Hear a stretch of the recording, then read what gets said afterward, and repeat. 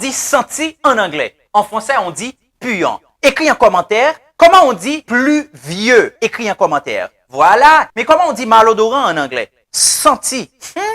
Comment on dit ça en anglais? Écris en commentaire. Et comment on dit il pleut en anglais? Il pleut. Allez, écris en commentaire. Today, we're going to put our focus on the suffix y. Nous allons voir le suffixe y. Qu'est-ce que cela veut dire? Lorsqu'on ajoute y dans un mot, qu'est-ce qu'on a? Et quel type de mot qu'on doit ajouter y là-dedans pour former un autre mot? Restez avec moi dans cette vidéo et vous allez apprendre beaucoup de choses.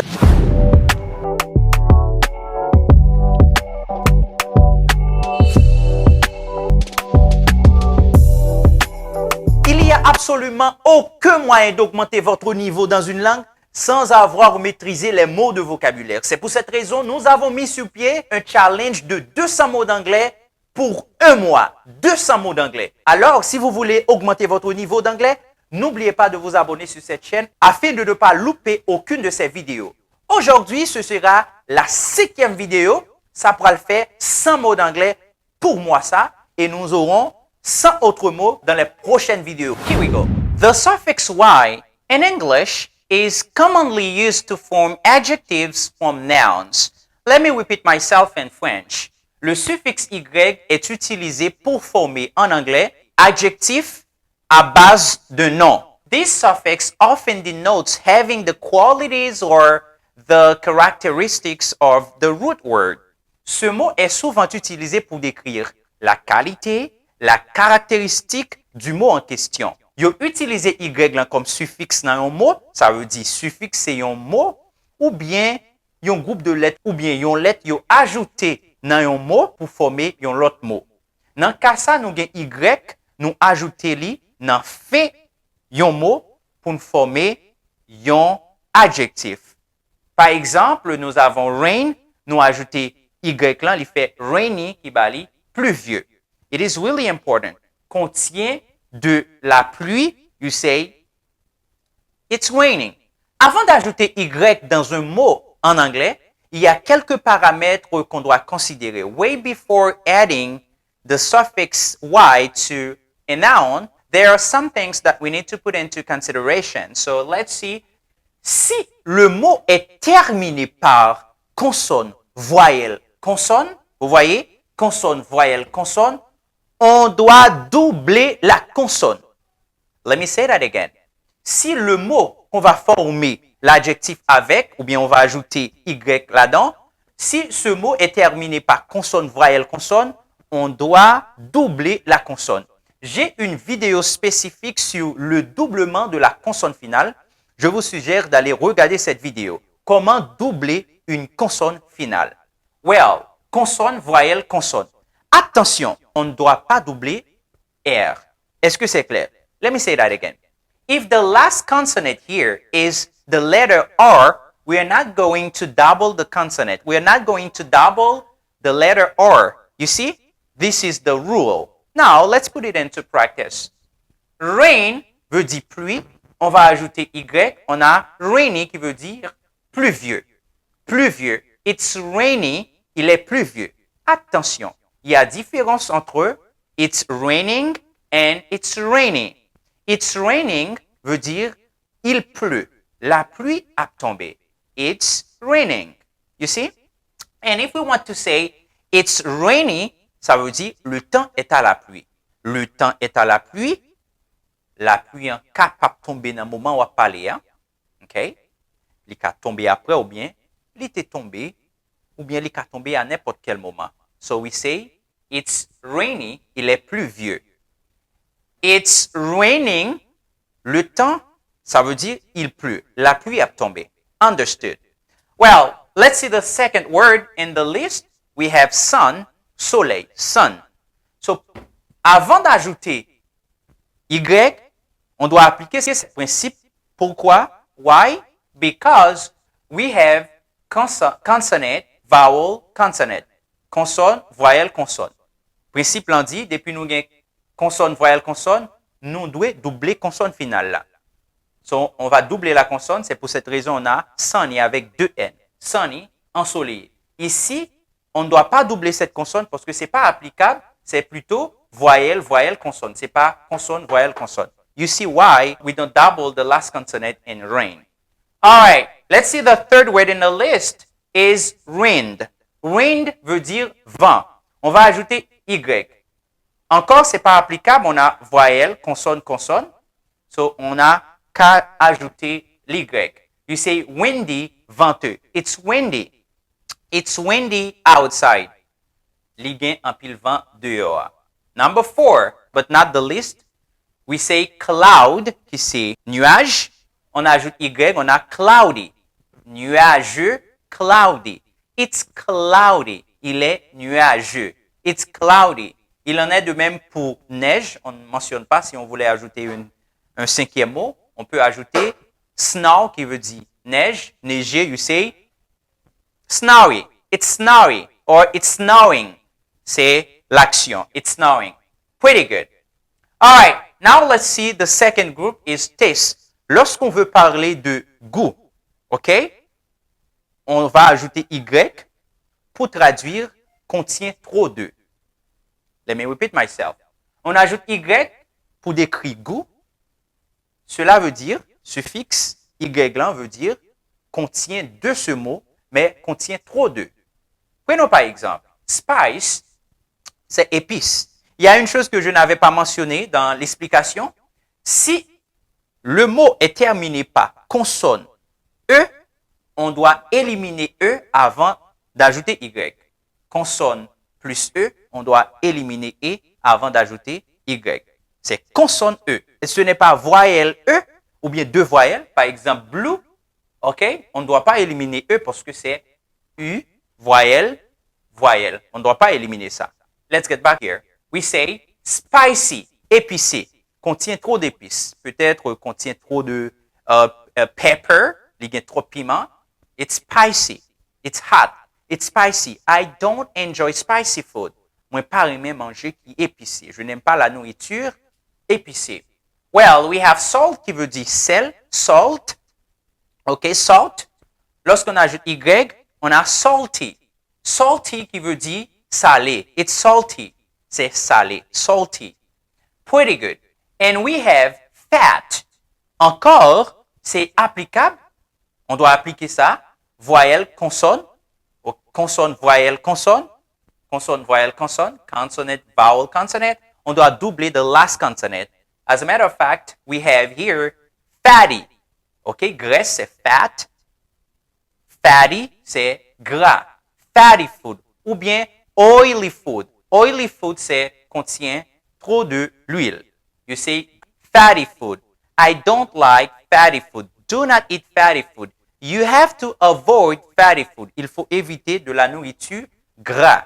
You see, de la nourriture gras. Now let's talk about texture and physical characteristics. Well, on a dust qui veut dire poussière. Lorsqu'on ajoute Y, ça fait dusty. Contient de poussière. OK, caractéristique objet 1, les gains en surface là, poussière. So we say dusty. The furniture is dusty. Meuble gagnant poussière sur yo. Dusty, poussiéreux. Mud. Mud veut dire la boue. Mud. So, on ajoute Y, mais avant d'ajouter Y, so c'est applicable ici, on a consonne, U, consonne. Applicable. On va doubler la consonne avant d'ajouter Y. C'est pour cette raison, we have muddy. Muddy qui veut dire boueux. The floor is muddy. À terre, gagnant la boue. The floor is muddy. Well, number 10 is water. Water veut dire l'eau. Water. So, lorsqu'on ajoute Y, on a watery. Watery qui veut dire contient de l'eau. Contient de l'eau. Watery. Our next word is stick. On ajoute Y, on a sticky. Sticky qui veut dire collant. Sticky. On a souvent de fois sticky note. Sticky note, c'est un morceau de papier. Par derrière, il y a de l'adhésif. On peut coller. So, on appelle ça sticky note. Sticky note. Pretty good. It's a sticky note. Well, let's see. Another group of words here is related to color and light. Well, we have blue plus Y. we have bluey. Remember, on ne doit pas éliminer E ici parce que c'est double voyelle. On a double voyelle. U, E, so we say simply why we add. As a matter of fact, here we have bluey means bleuâtre, qui a de la couleur, qui contient de la couleur bleue. All right? We also have other colors that we can use. Why? If we want to say contain this color. Pretty good. Number 13, gloom plus Y, we have gloomy. Gloomy means sombre. The sky is gloomy. The sky is gloomy. Le ciel est sombre. You see? This room is gloomy. Cette chambre est sombre. Understood. Well, let's continue, guys. We have word number 14, shine plus Y. Remember, so when we have consonant plus E, remember what I said? So we have here shiny.